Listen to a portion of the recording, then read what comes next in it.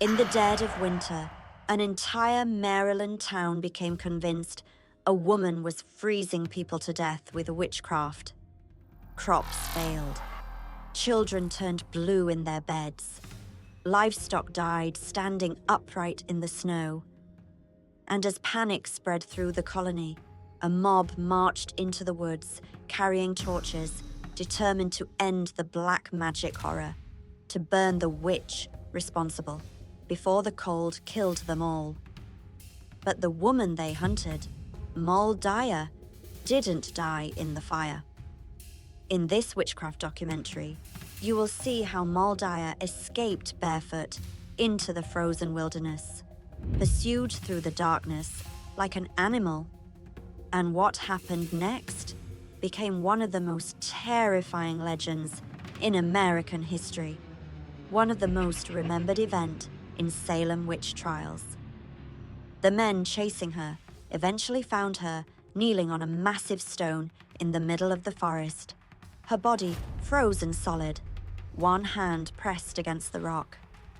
And witnesses claimed the air around her began to crack apart as she whispered a final curse into the wind. Days later, her body vanished, but burned deep into the limestone remained the imprint of her knees, and a human handprint that was warm to the touch even in the freezing cold. Then, the deaths began. One by one, the men who hunted her were found dead under impossible circumstances, while their farms rotted into barren wastelands. And centuries later, people still claim that on the coldest nights in Maryland, a woman in a tattered shift can be seen walking through the trees, searching for the men who left her to die. The winter of 1697 did not come to the Maryland colony with a whisper. It arrived with a terminal shriek. In St. Mary's County, the air turned into a wetted blade. This was the Great Frost, a meteorological anomaly that defied the laws of nature and the prayers of the pious. The Chesapeake Bay began to harden into a sheet of grey glass. Cattle froze where they stood, their lungs bursting from the sudden crystalline intake of air. In the small, drafty cabins of the settlers, children woke up with blue lips, their breath puffing in the dark, like the ghosts they were destined to become. Panic was the only thing that stayed warm. And in the 17th century, panic always required a face to blame. The face they chose belonged to Moll Dyer. She was an Irish immigrant, a woman who had crossed the Atlantic with nothing but the clothes on her back, and a reputation for knowing things. In the eyes of the Maryland colonists, she was a shadow that refused to fade. She lived on the fringes of the settlement, a hermit in a lean-to hut that smelled of damp earth and drying yarrow. By day, some sought her out for her good, her ability to brew a tonic that eased a fever or a poultice that drew the poison from a snake bite. But by night, the same people whispered that her tonics were seasoned with something darker. Moll Dyer was the ultimate outsider. She was a Catholic in a land increasingly hostile to her faith, a woman without a husband in a society that viewed female independence as a direct invitation to the devil. Her popularity was a fragile thing, built on the desperate needs of the sick. When the crops failed and the red winter settled over the land, that popularity curdled into a visceral, murderous hatred. The settlers didn't see a lonely woman struggling to survive the freeze. They saw the architect of their misery. They saw a witch who had traded her soul for the power to freeze the hearts of men. The mystery of Moll Dyer reached its boiling point on a night when the moon was a sliver of ice in a black sky. A mob of men, fueled by cheap rye and a feverish religious mania, gathered at the center of the settlement. They weren't there for a trial. They were there for an exorcism by fire, led by the local landowners and those who had lost the most to the frost. They marched toward the woods. The sound of their boots on the frozen ground was a rhythmic, terrifying thud. They carried torches that bled orange light into the darkness, the smoke curling around them like snakes. When they reached Moll's hut, they didn't knock. They didn't read an indictment. They simply threw the fire. The dry thatch and aged pine ignited with a roar, the heat briefly pushing back the oppressive cold. But as the flames licked the sky, a strange phenomenon occurred. Witnesses later claimed the fire didn't act like a normal blaze. It didn't spread. It stayed contained to the hut, as if it were a cage designed to keep something inside. But Moll was no longer inside.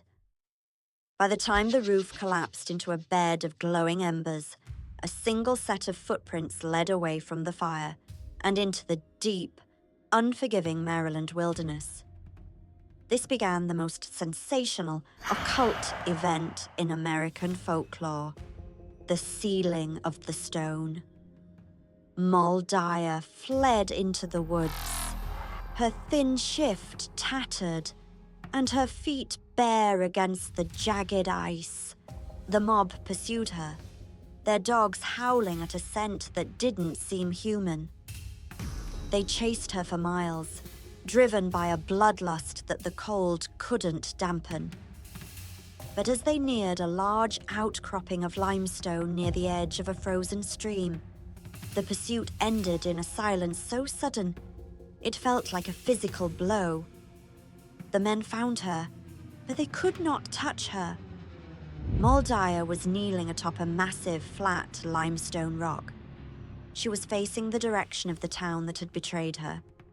Her body was a statue of frost, her skin white as bone. But she wasn't dead yet. As the mob surrounded the rock, she did something that would haunt the bloodlines of St. Mary's County for centuries. She placed her right hand flat against the surface of the stone and raised her left hand toward the black void of the heavens. Her mouth opened, but no scream came out. Instead, she breathed. The air around the rock didn't just get colder, it seemed to shatter. A visible mist, darker than the night, erupted from her lungs. She was performing a final, desperate ritual of binding, a death curse. She wasn't just dying, she was pouring the essence of her betrayal, her agony, and her knowledge into the very earth itself. She invoked the triple name, a phrase so ancient and forbidden that the men who heard it reportedly felt their own teeth ache. She tied her soul to the stone and her breath to the wind, vowing that as long as the rock remained, the men who hunted her would never know peace. Their crops would wither in the ground, their sons would fail to thrive, and the winter would always be a reminder of the woman they had burned.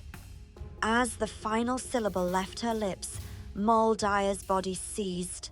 The cold took her instantly, turning her into a permanent fixture of the landscape. The mob, terrified by the occult energy that still thrummed in the air, fled back to their homes.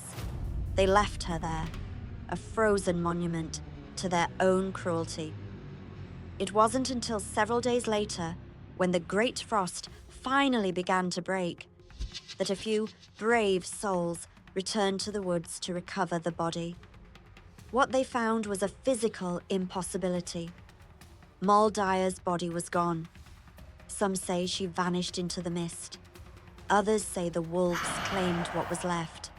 But her mark remained.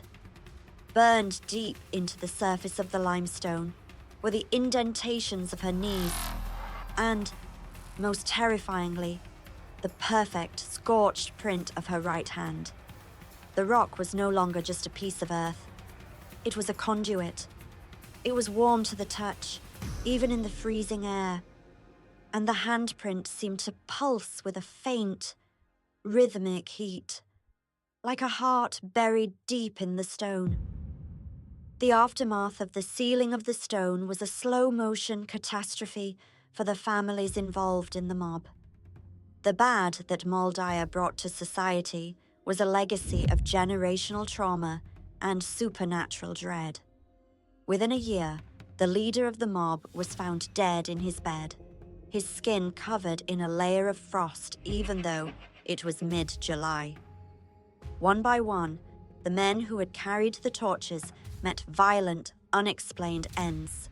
Their lands became known as blighted, where the soil produced only stunted, blackened corn, and the wells ran dry. The curse wasn't just a story.